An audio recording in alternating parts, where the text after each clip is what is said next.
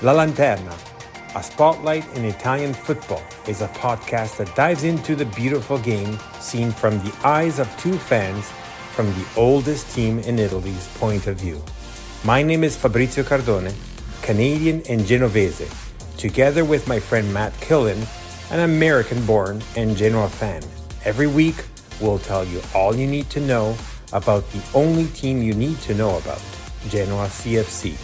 Plus, we'll have guests and provide updates from around the magical world of Italian football.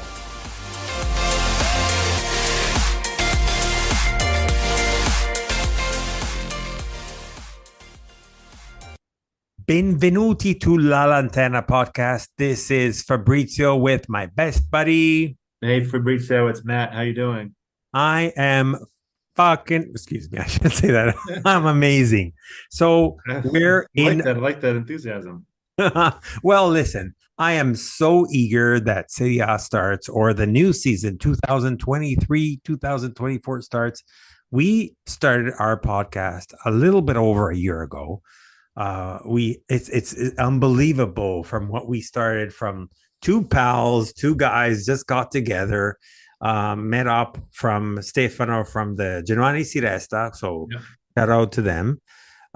We haven't even met each other in person yet. We hear from everybody, left, right, and center. And the first one that comes to mind is our friend Eddie from Alabama, Yep. which are saying, when I listen to you guys are just like buddies forever for life. And true, like it's in a way like when Stefano introduced us, it was almost like a binding friendship of whatever reason.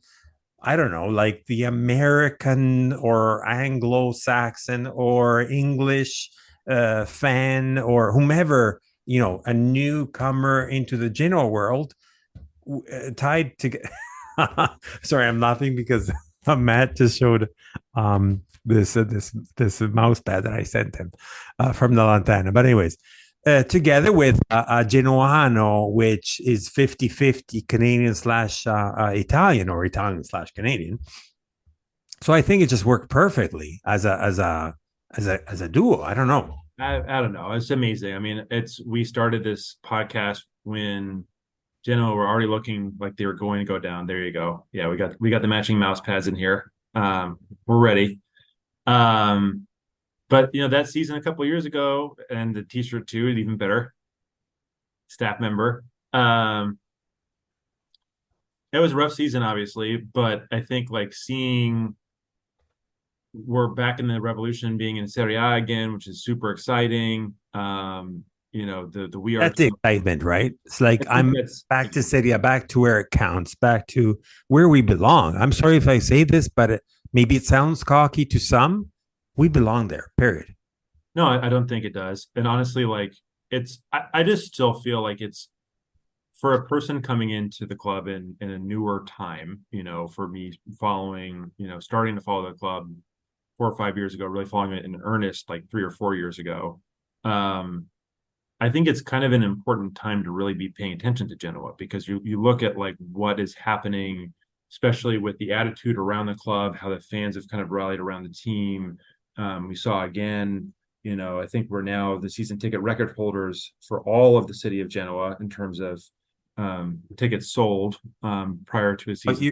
You're doing this weird thing about like we had our little list of where we're going to start from and so on, but I love where you started. So it's great. You're actually saying that, and I'm going to just like ride with you on that one. Essentially, Sampdoria, I'm going to say it out loud, Sampdoria with a small s because we have to say that, or Sampdoria, so how some people say it. Anyways, they had the city record since 1992 of, right? I think.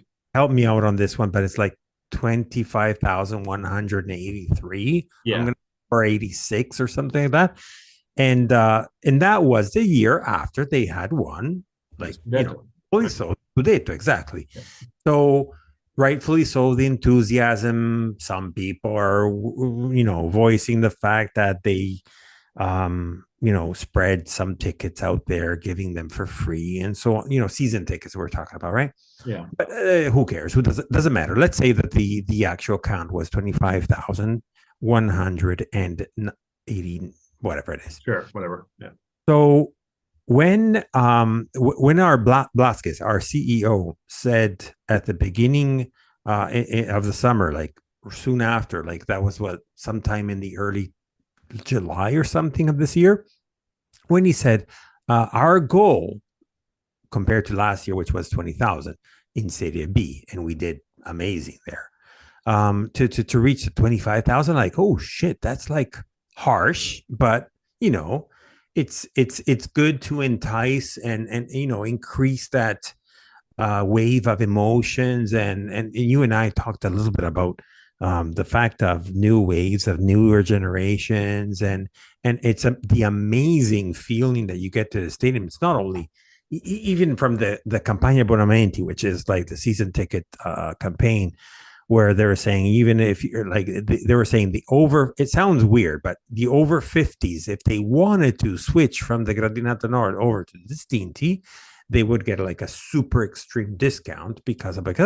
But that's amazing also because, in a way, I think in the background, what the club is doing is sort of like pushing with the youth, and that's the investment for the future. And right now, like the last numbers official, and I'm using the quote unquote official numbers, were 25,600, but that was the official. But unofficially, they're already quoting passing the 26,000. Like, okay, a lot of people saying, oh, well, this is different compared to Sampdoria, blah, blah, blah. Well, listen, Sampdoria had it the year after they won the Scudetto. A lot of, people got into that, don't know Genova, don't know Serie A, don't know. They got into Sampdoria just because they won the Scudetto. It was this cool club, and so on, and like as Parma did, and so on, right? Yeah. But Genoa obviously has not done much other than, unfortunately, the same year that Sampdoria won Scudetto, they did the fourth placement that year in the Serie A, yeah. and went to Coppa UEFA, which was the Europa League back in the day. Yeah. So you don't get that exposure from an international perspective, but nevertheless, we're hoping and quietly doing so. To my point with that was, if you look at the enthusiasm of the citizens of a city where right now we're talking about a city that is probably 560,000 people. Back in the 90s, we were probably talking about a city that was in the shyness of 700, so 680,000. So you're already seeing this, for whatever the reason might be, because a lot of older people that passed, or because they moved to different cities, because Genova has had a little bit of a decrease with respects to citizenship, citizens that were living there because jobs lost, opportunities and stuff. A whole bunch of stuff. Yeah. But if you look at that record, was in the early 90s, and now we shattered it, and we're not even stopping, and it'll actually stop once that date says, okay, that's it, no more season tickets and so on. It's amazing. And I will repeat it again, and I'm sorry for saying that again, Matt, but in last summer, when this gentleman, he was a nonno or whatever that might be, that I met him when he came to meet his nephew here in Toronto. Yeah, he had to absolutely meet me. So we talked and so on, and he said to me, and these words will always stay with me. And he said, "Listen to me, Fabrizio. Genoani are the biggest. Have always been. It will never change. The only difference, like people might say, oh, they're occasional, fans or whatnot. No, we are dormant, but wait till we wake up." And I think we're at that point that this enthusiasm is starting to wake up. So if we are at 26,000 It's not official, but let's say we're 26,000. I think numbers they're showing on the internet, left, right, and center. I think we're the fifth spot of Serie A altogether. Yeah. After obviously AC, Milan, and Inter, and so on. But and then Roma, then Lazio, and then it's us. So you get the two Milani from Milano, the two from Roma, and then it's us, and below us the Campioni d'Italia Napoli at the 24,000. These are numbers as of yesterday. I mean, which is insane. Insane, exactly. What if we won the Scudetto? I'm not dreaming and not talking about the Stella or whatnot. What I'm trying to say is like, are we okay with this little stadium? And I'm gonna get a different topic that we're gonna talk about, but are we okay with the Ferraris as it stands today?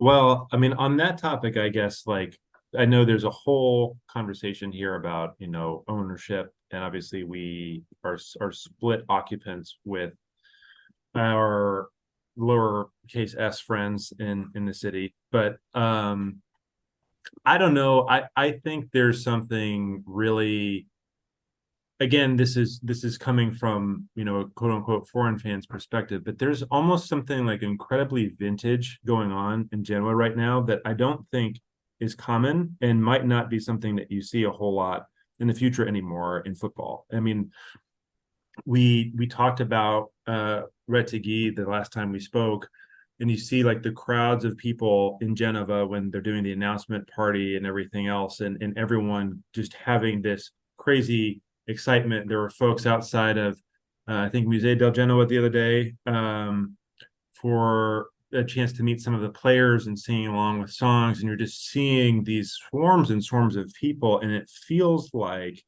like Zico Mania and these other things that happened along. That's a old reference, but like all this other stuff that happened, It works. And I think what kind of makes this more magical a little bit is the fact that the Marassi is what it is. Like the other stadiums that you're talking about in comparison, I don't recall exactly offhand San Siro's capacity, but Stadio Olimpico is obviously massive. San Siro, of course, is massive. And where Napoli play, also like an enormous stadium. And, you look at the way that we're ranking with these teams, Lazio are not even getting, maybe they're almost getting to like a third of their stadium being occupied with season tickets. Napoli, not as much, 24,000 or so being sold.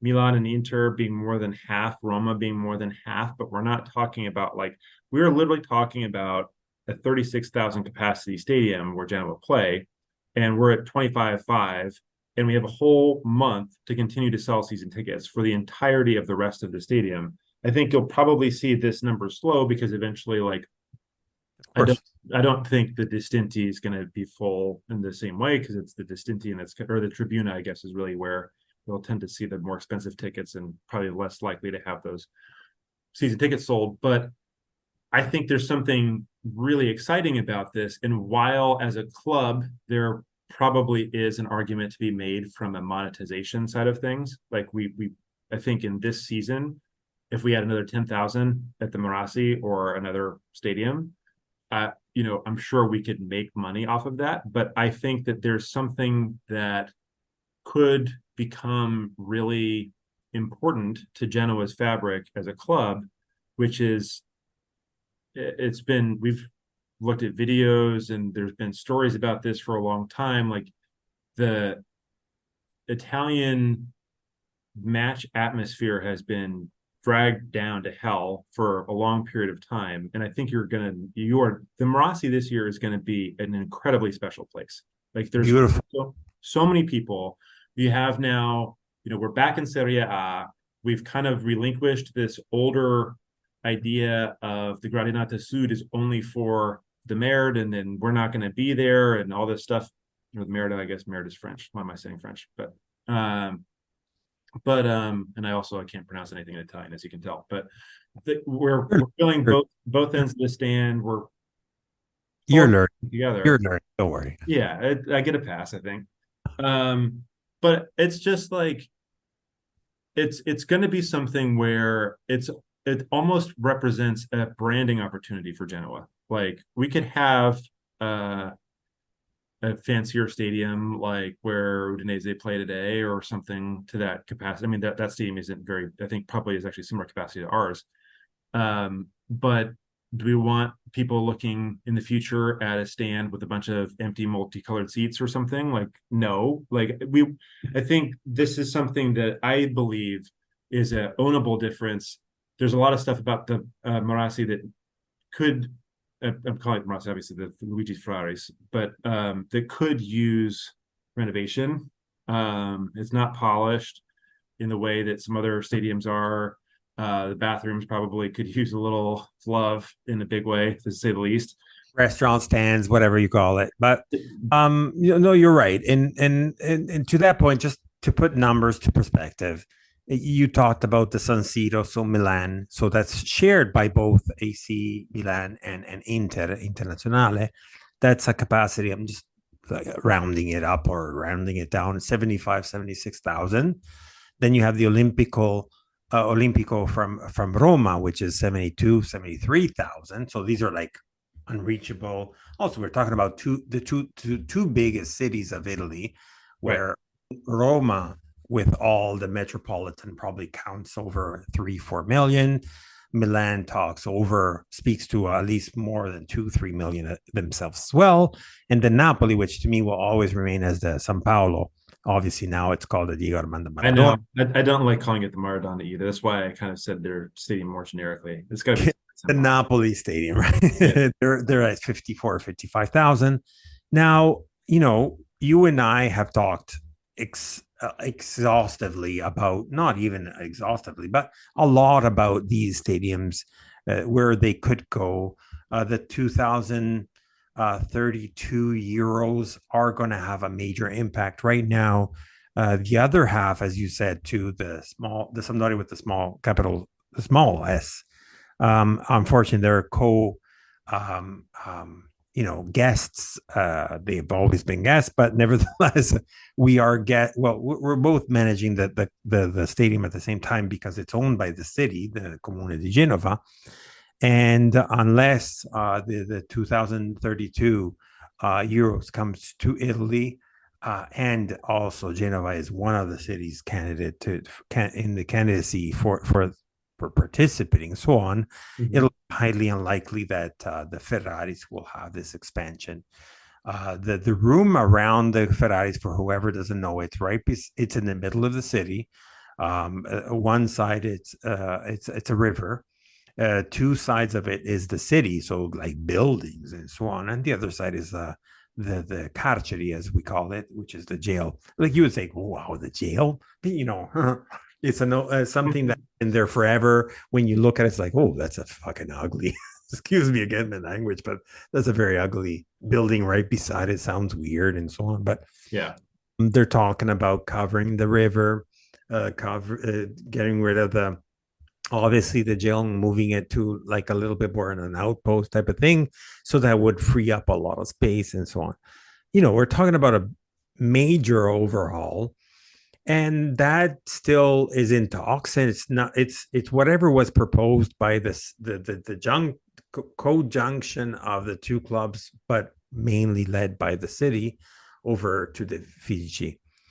Having said that, where is Sampdoria with a small s right now with respects to trying to survive and trying to catch into whatever they can survive to be being into Serie B this year. Who knows in the future, because it was never hidden that from 777 Partners, which is the Genoa's owners, for at least a year and a half now. They never hidden the agenda, the fact of, we want to go ahead and make a stadium modern if we have to, and I'm using quote unquote words from the early stages. If we have to go on our own, we will. So has that changed? I don't know. Yeah. But can that go that way? I don't think it. I think it can, if there is ever this issue with the Sampdoria side that is is going to make a stop to it, a stall. Yeah, I mean it's like I'm very curious to see how this could play out as well. I mean, I think there's definitely possibilities. We know it's happening, of course, in Milan right now, and good news earlier this week as well that they are not going to destroy the San Siro even after both teams vacate their lease there. So that's one of the news that That's a good news. I think it's good that they're not destroying it. I don't think it's good that they're leaving the San Siro.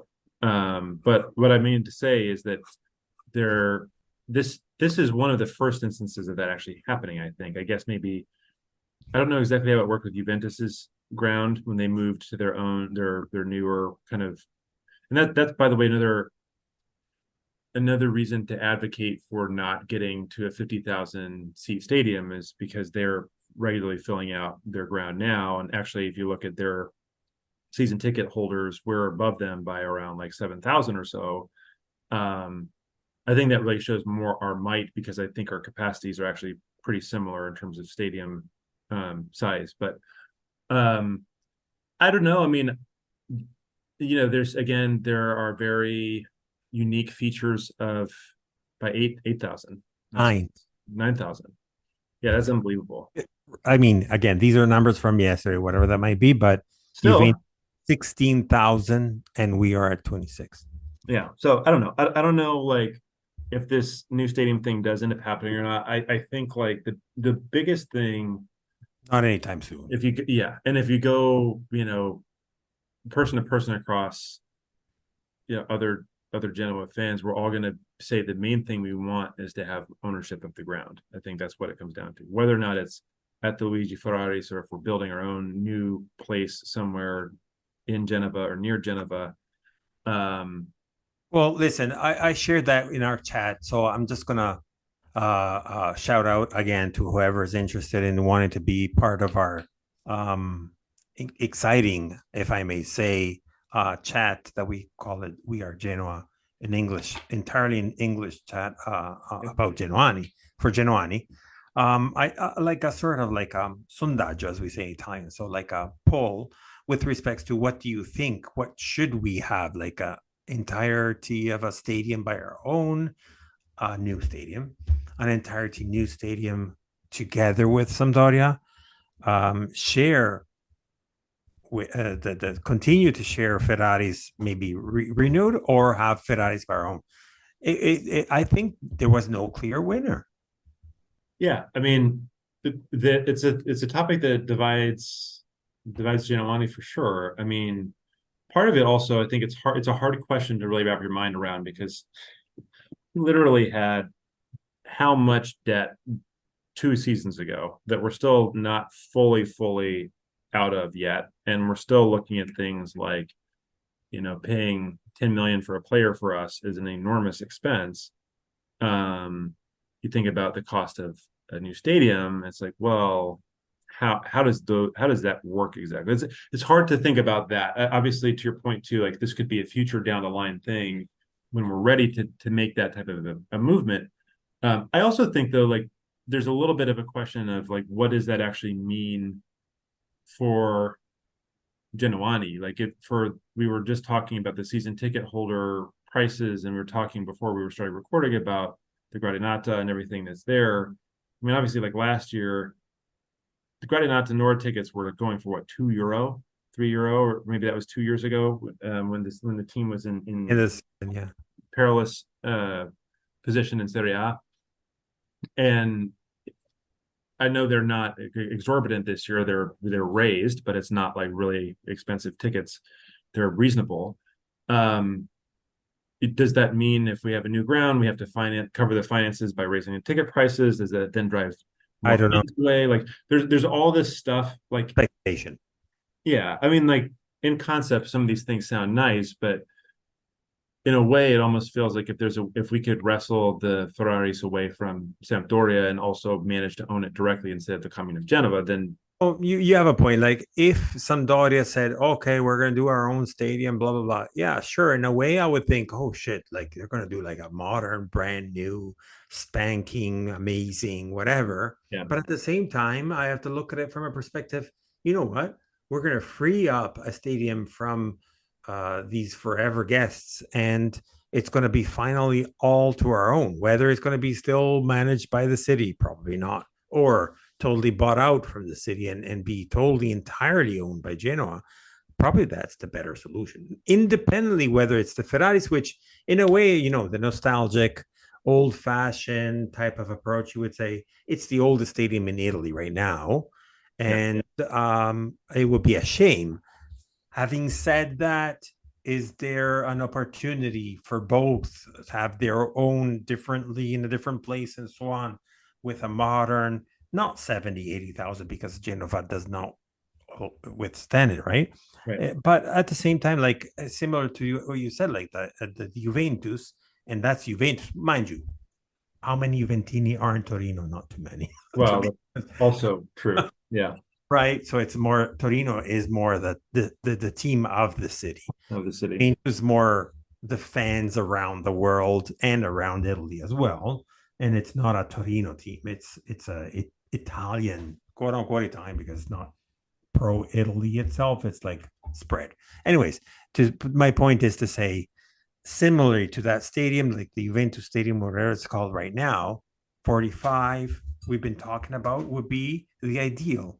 Now, with that 45, that means a larger Gradinata Nord, a larger, these are like the more popular type of tickets. And then you can expand more on what the modern stadiums are talking about, like, the boxes versus, the press area and so on, and make it better. Whether that is Ferraris or not, let's just, it's not going to happen anytime soon, I think. At least we're talking about, if we're referring it to the Euros, we're not talking anything before 2032. So that's quite a way, right? Right. I mean, we have time. But It's having, interesting to think about, though. yeah, and unfortunately, that's also the sad part. It's not necessarily only for the fact of the ownership of the club itself, but when we talk about also the Primavera, which we'll talk about shortly, but they had to go through a deal of a different stadium or field that they were playing previously to in Arenzano, which was a town not too far from Genova. They had to go a little bit further out for whatever the reason was, because it was not explained. But now they're going to be playing in Vado Ligure, which is in a different province. It's the province of Savona, just besides Savona. So it's about 40, 45 kilometers away. So it's not like super far when you look at it from a North American perspective and distances. 45 kilometers is what you tell me, what is that in miles, but probably 30 miles or something like that. So it's not like that super far, but yeah, like if and that's also another topic altogether, but I don't Well, know. right. And I feel mixed about that too, because right, the North American culture, and especially in the US, like, in New York, we're kind of the only exception where people are not commonly to have cars. And really, honestly, that's people that are living in Manhattan. Like if you're in the Queens or the Bronx, you need to have a car, and parts of Brooklyn the same. Most of this country runs on the automobile. And so like a 30-mile trip is normal. That's 30 Yeah. minutes in a car. That's what you do every day to go to work.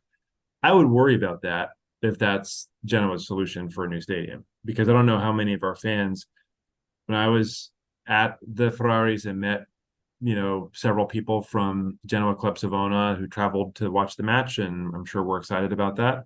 But are we going to really see that many people coming from the city to the outer outskirts to watch a match? I don't know. So I would be a little concerned about that personally, but I also don't know exactly. I know there's relatively decent train service to some of those towns and stuff like that too. So it's not like there's A only bit. automobile, but it does feel the fan culture, how tifosi prepare for a match, seeing so many of those uh, banners and murals being prepared right behind Ferraris. Like, are you going to see that if it's outside of the city? Like, is that logistically doable, because those things, remember, a lot of times that's a couple of days in the making that stuff happens. So there are a lot of stuff like that I get kind of more concerned about. But obviously nothing has really been set in stone or has moved very far on that side. So Matt, let's go a little bit into a little bit more in details of what's happening right now. So we're shy of starting the 2023-2024 season, Yeah. and with Coppa Italia and then Serie A. We'll get to that in a second, but let's quickly talk about the preseason matches that we had, the couple ones that happened just before getting ready for the Coppa Italia match, which is against Modena. So the first one was a couple of weeks ago against Monaco. So the result was obviously 1-0 for Genoa. So that pumped a lot of tifosi because, Monaco is a very respectable team in the champions type of realm and area and so on. So obviously from a fan perspective, the 1-0 sounds appealing and so on. Ultimately, if I'm not too sure how many of you have actually watched the match, but the actual penalty was not a clear penalty. Remember that in preseason matches or friendly matches, VAR is not part of that. And then when you saw the replay, it was clear not a foul to be a penalty. Nevertheless, it was made by Goodmanson, and the match ended 1-0. But what we saw was an equilibrium, like a good side from both, like against a very strong side of Monaco, and so that gave a little bit of good hopes with respects to the upcoming season and so on. So that that obviously made fans happy. Not sure if you want to add more to that, but the one. Well, I mean, I think the only thing, like, obviously, this was the first match with Retegui, and I hope I'm pronouncing his name correctly. In the lineup, he made a relatively brief cameo appearance in the match itself, but obviously, like, a huge amount of excitement around that. And I think also this is part of, we were talking earlier about the excitement for the team and how the city is just really gearing up for the season.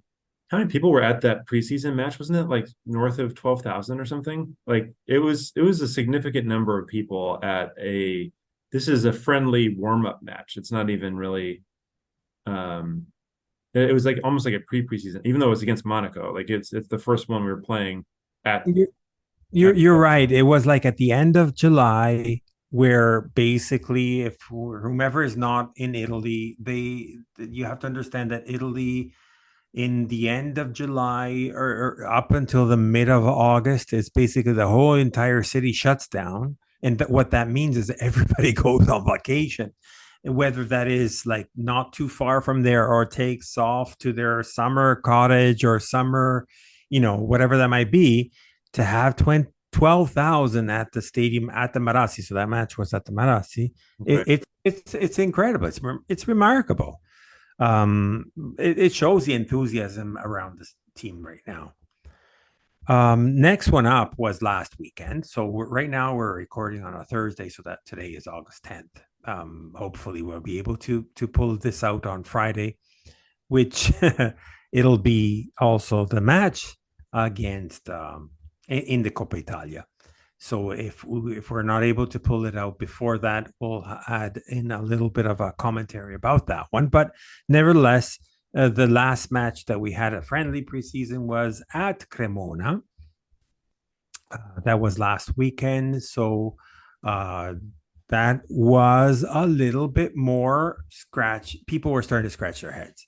So what happened there? It ended like a stalemate. It was a 0-0. And that, I think, whether it was because Gilardino made it on purpose in order to have clear standing of what the issues in his mind are for the team.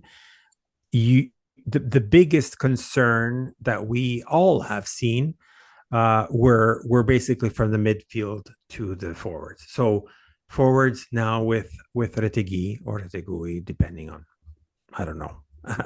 I've started with Retegui now. I'm hearing, but it's saying Retegui. The defense one of the, or if not the best, not necessarily numbers, but in quality and whatnot, of the defenses of Serie B.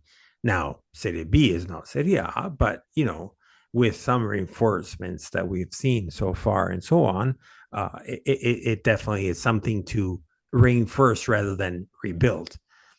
The midfield, on the other hand, while we have seen some reconfirmations with Badel and Strootman, we're still talking about two gentlemen that are in their late 30s, towards their end of their career, which will obviously give like great impact to the spogliatoio, so to the locker room, and to whomever going to come up. But at the same time, we still have that issue that we have seen in the match against Cremonese, where there is no major, and these are words also from Gilardino. He used these words, verticalizations. I don't know if it works in English, but vertical balls that goes up towards the striker. And Etigui was in the starting 11. Yeah, I mean, I think like there's a dynamic with this team that we're trying to figure out exactly how this is going to work, I think. So we didn't actually talk about Morten Torsby being a Genoa player. Not on our pod anyway. I know we talked about it at length on the group chat, but um, obviously there were some mixed reactions to that happening with him playing for Sampdoria for a few seasons. I think at the end it's actually like kind of a shrewd decision by Genoa to sign him to get a player with experience. He didn't have the best year with Union Berlin last season, but when you think about like the way the squad is being set up and how people would probably expect Genoa to look next season, you're probably still thinking 3-5-2. And in that case, like I would assume you have Torsby, Badel, Strootman as your three kind of midfield players. Um, probably Aaron Martin and Hefty as your players on the wings, and then you have Gudmundsson and Retegui as your strikers. And so like it's an interesting thing because in that type of a formation, there's really no number 10. We would be reliant on a Hefty or an Aaron Martin or maybe Sabelli if he's playing left back or whatever, to be making some of that kind of connection from out wide. Or, we've seen Badel kind of have that kind of really good threaded through ball every now and then for Genoa that's just phenomenal. I mean, he had a wonderful Serie B season. I think both him, all of our central midfield options, I think, did a good accounting of themselves last year. But the game against Cremonese, I think it still highlighted like there's something probably that's still missing in this squad. We need maybe another number 10. Maybe we need just another player or another option to give us more than the formation that we tend to trot out. So I don't know. Honestly, I don't know the answer to how we solve this. I agree with you. I'm not the expert, and I don't want to play as the expert. Like, as you're hearing a lot of Genoani out there, like they've all become apparently these great coaches and so on. Some are saying two defenders. I'm just rambling numbers, but two defenders, one midfielders, and one striker, or whatever those numbers look like. And I'm like, I don't know. Like the defense, it looks okay to me. Again, I'm not an expert to say if we need one more. Like I'm looking at maybe at the left in the back, we need more, quality perhaps, maybe not. Let's not forget that we will start the first two matches with still the market open. The third match will be outside of the market, and then we still have January. But Serie A is not Serie B. And at the same time, I think the focus needs to be on the central midfield side. So your Aramo perspective, which was like a huge, we heard Marco from the Venezia fans side of point that he was talking about his yo-yo type of performances, but with Genoa was always like a downside. So your trequartista, for example, or like a an after, not after, but someone else to replace Goodmanson in the event he is not there, or a second striker on top of Retegui in the event of different type of a formation. So it's not always a 3-5-2. It could be a 3-4-3. It could be as we've seen, a 4-3-1-2 or whatever that might look like, right? Mm-hmm. But at the same time, the I think Serie A is having a huge issue right now when it comes to transfer market. We've seen Yes. only a few. We talked about it last pod, but Milan was only It's able really to been Milan, honestly. I mean, thanks to the sell of Tonali to the EPL. yeah. But if they hadn't done that, it would have been, they would have been in the under the radar as well. You've seen a couple of few movements also from Lazio. They would have done nothing, but then a couple of Yeah. great. If you sell to EPL or sell to the Saudi league, that's the only way you're going to be spending money in the transfer window, I guess. We have this player called Yalcin. Saudi, please come and get him. Jokes on the side. Anyways, so transfer market, you're right. We had Thorsby in, which was a great impact already with the Cremonese. We saw him already. There's a whole bunch of Genoa fans that are not too happy about him crossing from the other side. I have to say, I don't really care. Obviously, if we had a Sampdoria player or if Sampdoria got a Genoa player, which they did, at the same time, these are players, these are mercenaries, these are professionals. There's nothing wrong with that.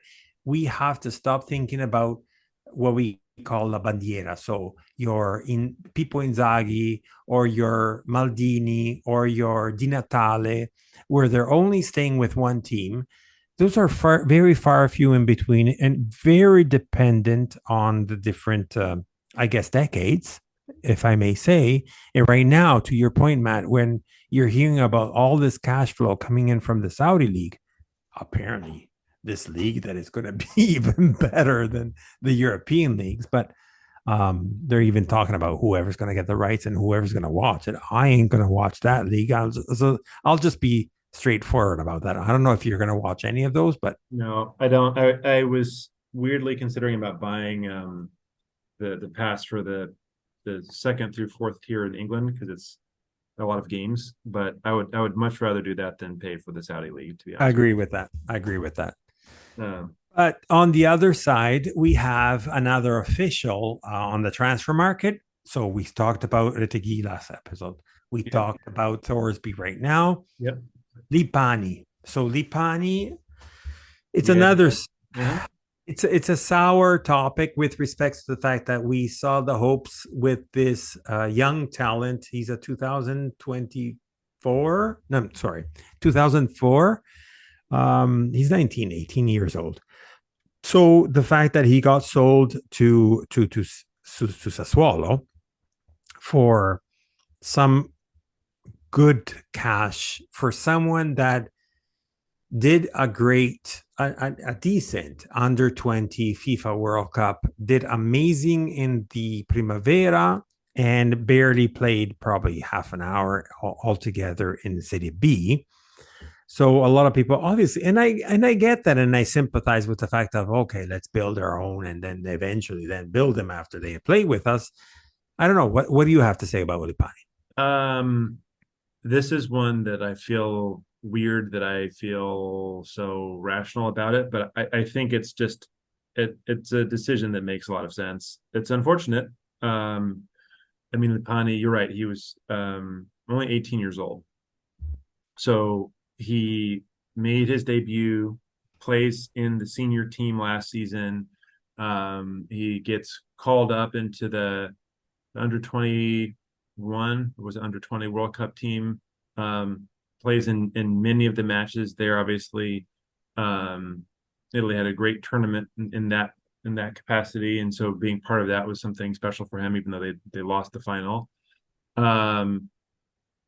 But when you think about it, like it's 10 million euro at the end of the day for a player that didn't really play very often for us in Serie B, wasn't probably projected to do much more in Serie A next season. So you think that like maybe he gets some run in the cup games, maybe against some lesser opponents or in places where we can afford to include a substitute. He gets some time. It would be interesting to see that and to see his development in that way. He's also, anyone that saw his posts, a legit Genoano, born in Genoa or in Genova, excuse me. Grew up a Genoa fan. Um, Obviously got to live out his dream in wearing the colors of his boyhood club, and I think it also makes it a little bit sting less because I think he kind of also from the I took away anyway, and I know this is such a silly thing to read into because it's a dumb social post, but from his social post I took away he also understood that like this isn't like some sort of we don't think you have a place in this team. Like this is a Genoa are better off by having the 10 million from selling him. He more than likely will be better off in playing for, we have to say for what do you want to say about Sassuolo and how they've become what they've become. Um, they've done a pretty damn good job at giving younger players a platform to improve their game. And so he's going to a place where he's going to get that opportunity. I don't know exactly how they're going to handle it, if they're going to loan him out or if he's going to jump in more regularly to the team. But regardless, I think the only thing you can really look at is say it's kind of a bummer, but like when were we going to play him anyway next season? And we kind of need the cash right now to be able to really compete in Serie A. Like if we're going to say things like I was about to say, we might need a couple more wingers or we need another 10 or something else. We don't have just reserves we can draw on and start spending the 80 million euro transfer window without having that largely being financed from other players moving the opposite way. So I think it's just like a natural part of how it works, and it helps kind of clean up also immediately some of the fees we paid for Retegui and for Torsby too. So No, I absolutely agree. Like at the same point, what I want to point out is to whomever is complaining about it for the fact of would you have rather, everybody has to make money in a sense. Like in order to spend, you need to have money. In order to have money, you need to get money. In order to get money, you have to sell players. And AC Milan is a prime example. After the sell of Tonali, that's when their transfer market had opened. So would have you preferred to sell Goodmanson, Frandrup, or even any of our hot players right at the moment? Probably not. They are integrated. They're in the team, and so on. So sure, we want to get rid of Biraski. Some people say we want to get rid of Il Sanker or all other players and so on. But you're not going to make the 8, 10,000 million euros and so on. So to your point, Matt, it's like very important that he understood that it was, the deal, and he was not upset about it. And, right now, was the best cash that they could make without impacting the importance of the team right now. 10 million euro for an 18-year-old is pretty good. And by the way, I did misspeak a little bit. Torsby we got on loan, so maybe it helps with the salary things there or something. But I mean, I think there's a force to buy back, but I'm not too sure now. Yeah, but regardless, it definitely helps considerably with the fee we paid for Retegui, and it kind of brings us at a net spending space. It also opens up. There's some big rumors reported in Gazzetta earlier today, and it's not been made official yet. But Junior Macias, the other kind of player that may be joining us, and I think this. So this is where it starts to get interesting for me in terms of how we're thinking about our transfer approach for the rest of the season, the window, I should say. So, maybe Genoani remember Junior Macias. He actually scored against us one of the last times we played at San Siro against Milan, although it was kind of a weird goal. I remember that, like Sirigu kind of made a pretty good save, but couldn't really do much about deflecting it back, and he scored off of the rebound. If you look at his stats by themselves, they're not incredibly they don't jump off of the page, but I think he's a player obviously that has done well. If you look at some of his individual movements and highlights, there's more things to maybe be encouraged by. And I think more than anything else, what we were kind of talking about a little bit last season, and when I was sort of bemoaning parts of the squad construction, we really don't have wingers in this squad at all. And I think one of the things that's not clear, I've not watched enough of Tigre and how they play and how Retegui was successful with them. But like, I wonder sometimes, would we be better suited if we had a true number 9, which it seems like Retegui really is. He's more of a vintage number 9 player. And then do we have wingers along the sides that he can kind of hold the ball up for, or something along those lines? And I guess Retegui is less a hold the ball up player than the fox in the box type, but does it help to have more dynamism with a left winger and a right winger, where we can maybe look at a different lineup altogether than a 3-5-2 or 4-3-2-1, which seems to be like most of the time how we tend to approach a match. 4-3-2-1 is interesting. I don't know about the defense of about the 4 because it sounded like it changed drastically. Maybe a 3, Yeah, 4, whatever that looks. Anyways, I don't know. It'll be interesting because also we only know about Gilardino based on the players that he had, and he did an amazing job based on what he had. that's true. Yeah, we could see, we could see something totally different in the Coppa Italia tomorrow. Maybe that's even a good indication of what we're going to see. Well, yeah, and to add to that, like Gilardino did say in one of his last press conferences, I think it was actually after the Cremonese, so just not too long ago, he did say, I wish I had all the players that I need right now, but I understand because of the difficulties, because of the situation in the transfer market in Italy right now, where, a lot of teams are keeping their players based on the fact that I'm not going to release them until certain others are going to be, happening and so on. So essentially, we have to see with what happens and so on. So to your point, so we saw Messias even talking about the Winter, which is a left back. Then we're talking about Dem, which is a midfielder. Then we're talking about Valeri. Then we're talking about Zanoli, another winger. Silly, in my opinion, transfer rumors talking about Goodmanson on the outside is just right now, maybe next year, but right now I highly doubt it's going to happen. Also because Goodmanson, we don't even know what he's going to be doing in Serie A. Anyways, lots more to come with the transfer market. As I said before, we are not going to the transfer market is going to be ending on September 1st, and that means just before match day 3. If we continue on quickly, I wanted to talk about the away kit. So Genoa has dropped just before, a few days before the match against Cremonese. A lot of people not too happy. And I think you're more on the non-happy side, Matt. Others are extremely happy about the away kit. So it's like a recollection. They even said that on their website, from a 1986 kit that was out there. From a Genoa's perspective, it has like a very higher, people call it brawl style. I disagree with that style, with that comment per se. But instead of being like a red and blue horizontal on a white jersey, it on the middle side, it more stays on the upper pictorial side. But what do you have to say about that one? I mean, I don't know. I'm going to order it, by the way. Yeah, well, just see if you can, because they sold out of them again already. And this is like my eternal frustration with Kappa is like the only size that'll fit is a 3XL, and you can only get it on. Wait. Now, if you talk about the combat, you're right, but they have made this fan one, which is apparently similar to Castor. Yeah, but that's what I'm saying though. I can't.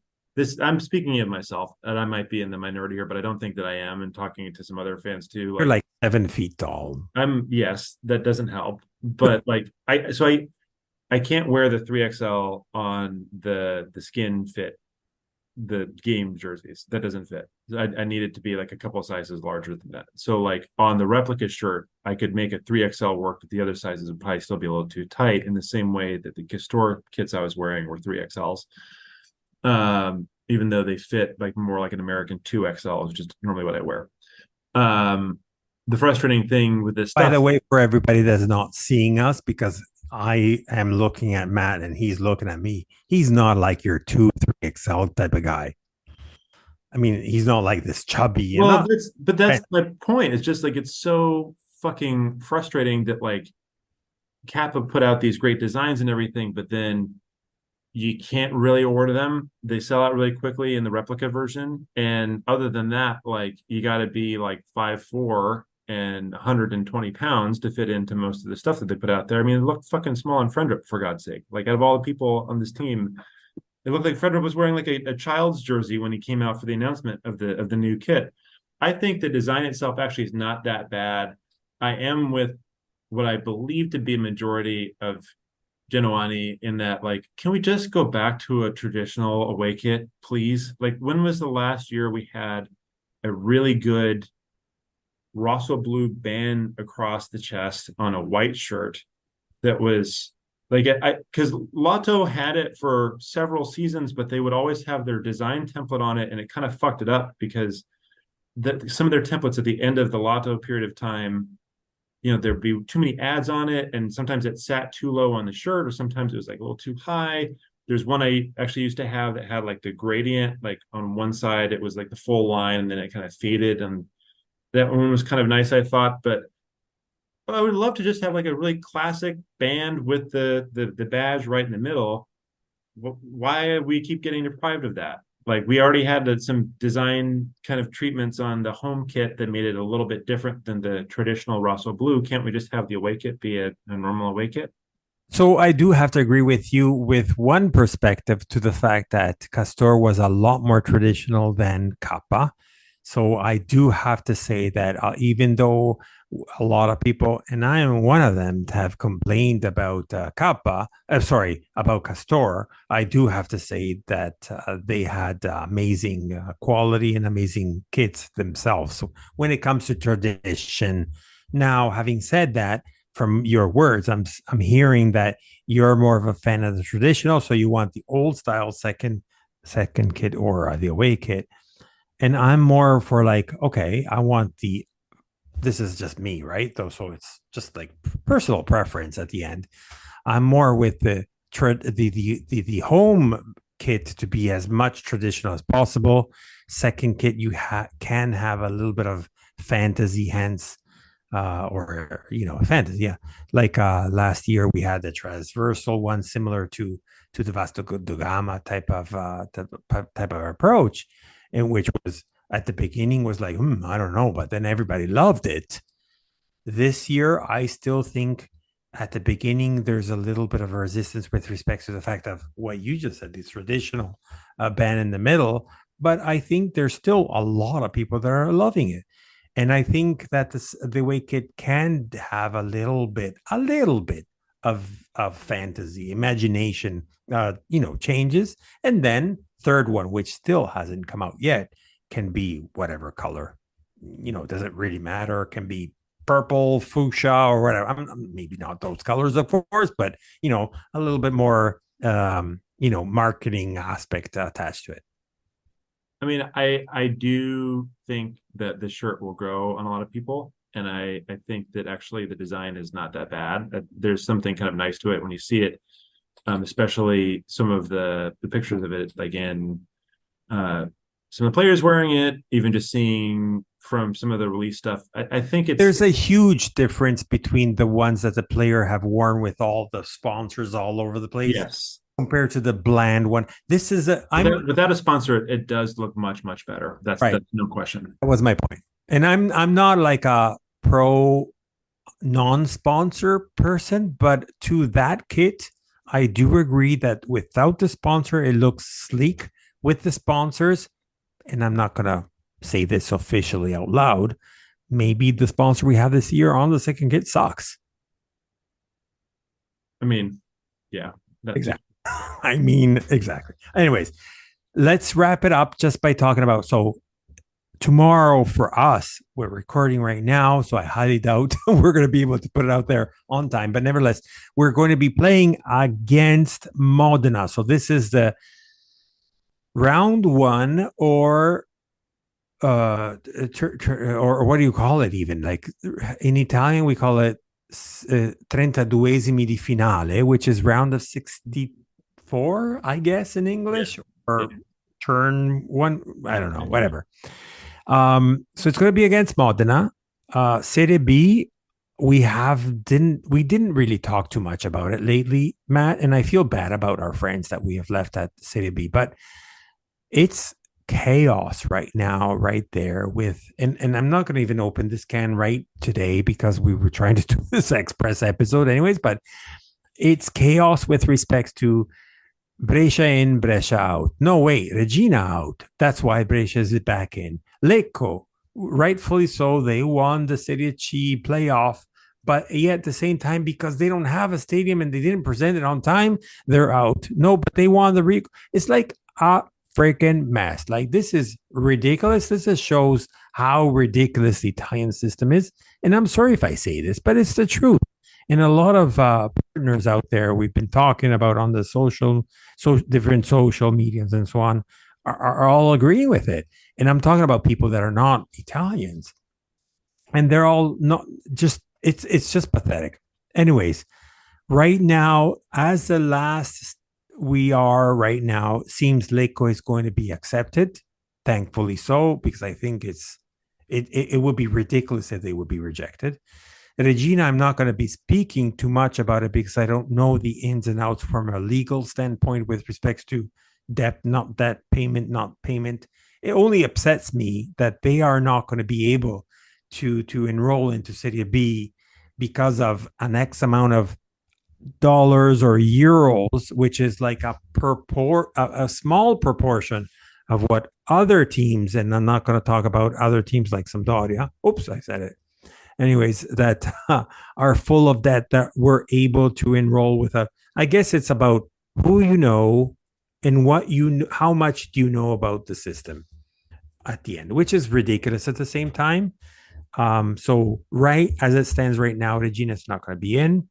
Brescia is going to be rispescata, so that means they're going to be called back because of Regina being pulled out. Perhaps that means for them Serie D, and that's about it. So I guess I know it's like a telenovela happening there, soap opera happening at City B right now, and I feel for them. So Modena is going to be our next opponent tomorrow. Coppa Italia, everybody's excited about it.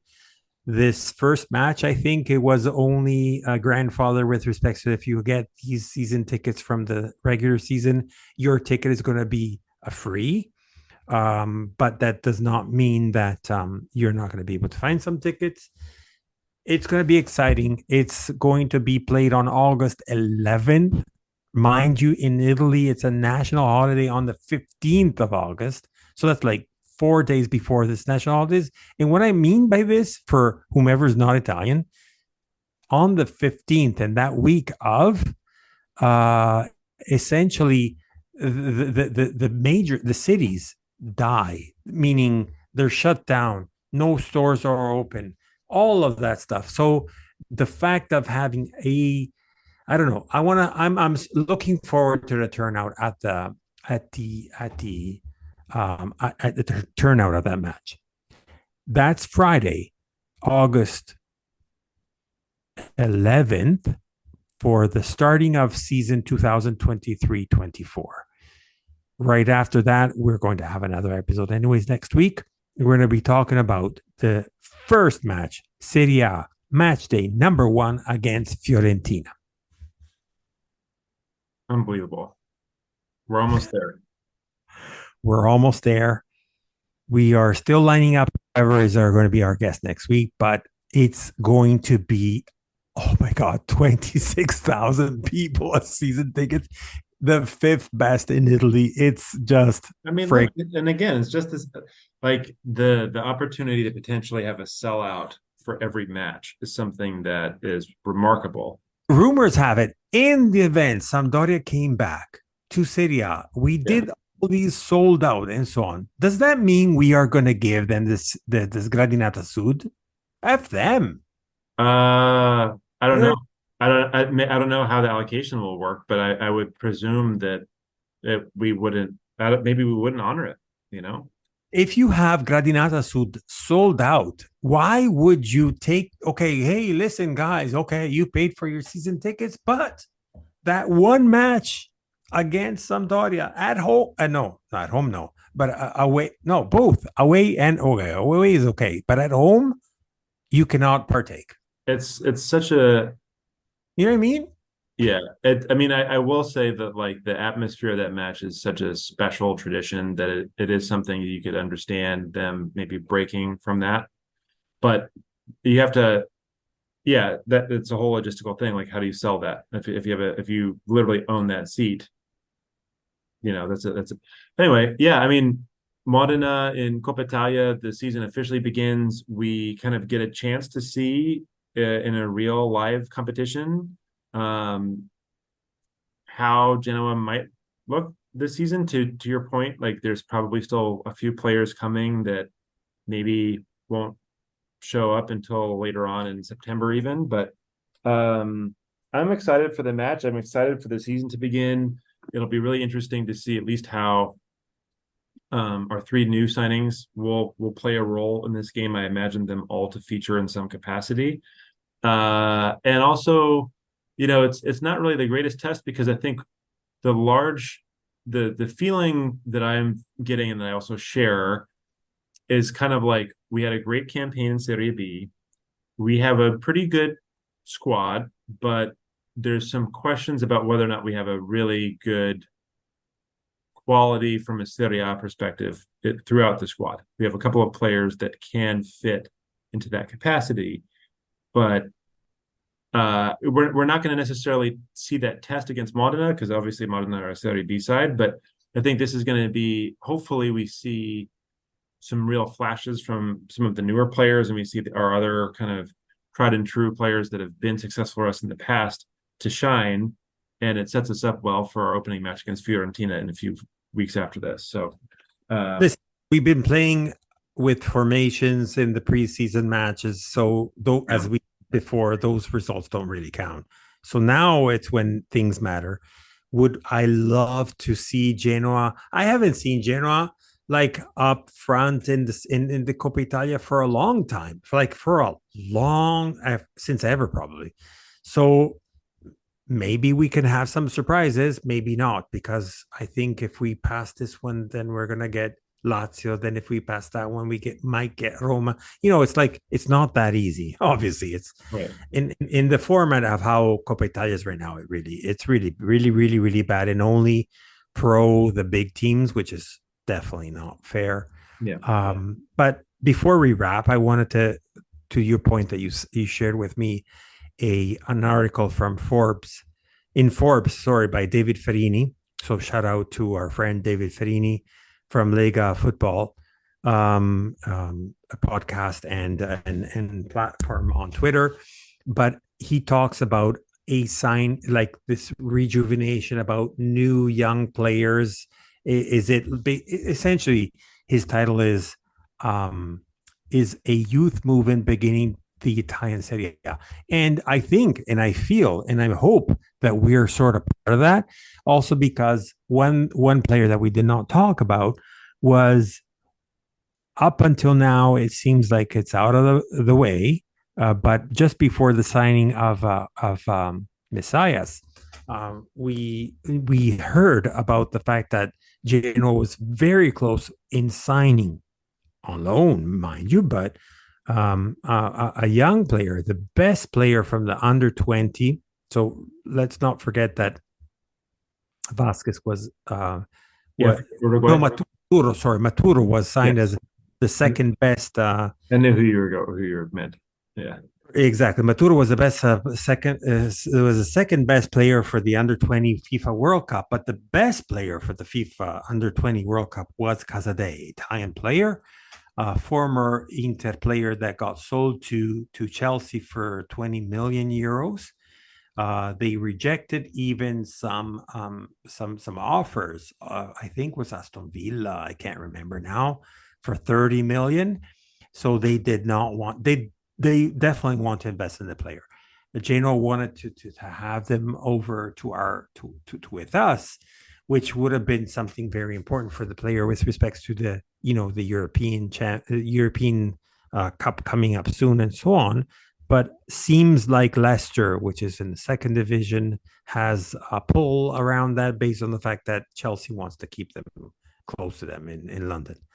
But we'll see. It seems like it's not going to happen. You never know what's going to happen. But so much drama and things are happening at the moment. That's right. The transfer market is not over yet, independently from Casadei or not. And we'll have probably even more coming up soon, not to mention how many names have been close to Genoa. And it's not going to even happen yet. Anyways, so Genoa Modena coming up shortly, and can't wait for this season to start. It's here. Let's go, baby. It's here. So we're at a wrap. Thank you, everyone, for listening to us rambling about all left, right, and center. Yeah. You can always follow us on Twitter, Facebook, and Instagram. Please drop us all the comments you like, all the likes that you want. Follow us and send us comments and the feedback and whatnot. But never forget, forever and always, Forza Genoa.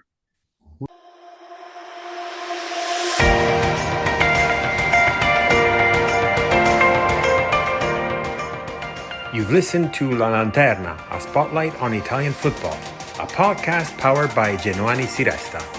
Thank you for listening and see you next week.